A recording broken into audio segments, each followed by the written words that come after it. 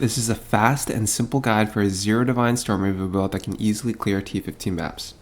What do I mean by zero divines? Well, I mean no unique items, so everything was self-crafted or under 20 exalts, level 19 gems, so only 3 sockets and no quality, and second ascendancy, so only 4 ascendancy points.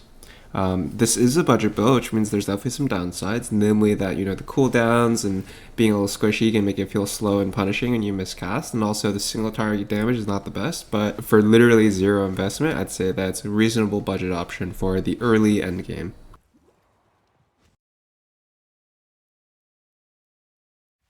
Frostbomb and Frostwall are both used to freeze and kill enemies.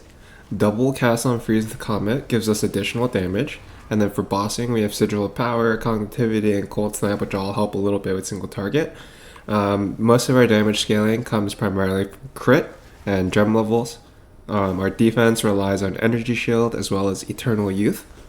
And then the Ascendancy we're using is Stormweaver, but this build will honestly work for any class, whether it be literally Warrior or Ranger, it doesn't matter. Since this really is intended as a starter budget build, I'm intentionally keeping this short and simple, but if you have any questions, feel free to ask on my Twitch or Discord or in the comments, and I'll be happy to get back to you.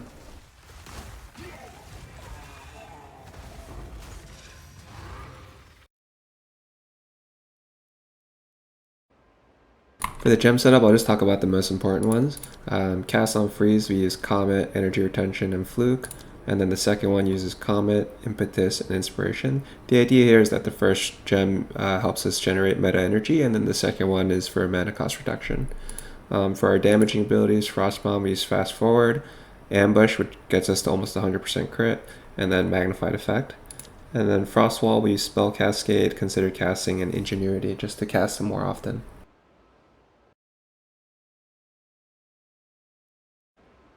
I'll just quickly hover over all my items. Everything's also imported onto Mobalytics if you want to go through these line by line. I wouldn't try to copy any of this directly since obviously this is a budget build. Just try to make sure that you get your 50 spirit either from your chest or your amulet, and then after that prioritize stats like spells, like spell levels, energy shield, crit, and then resistances that you might need. Same story with the jewels, you mainly just want crit, energy shield, and then like spell damage, cold damage, etc. I have 2 jewels with percent mana on kill, which help a lot, as well as meta skills gain energy, which did get nerfed a lot, but still helps a bit. And for the Ascendancies, we use Scouring Winds, which gives Frostbomb damage, and Constant Gale, which gives us Arcane Surge permanently.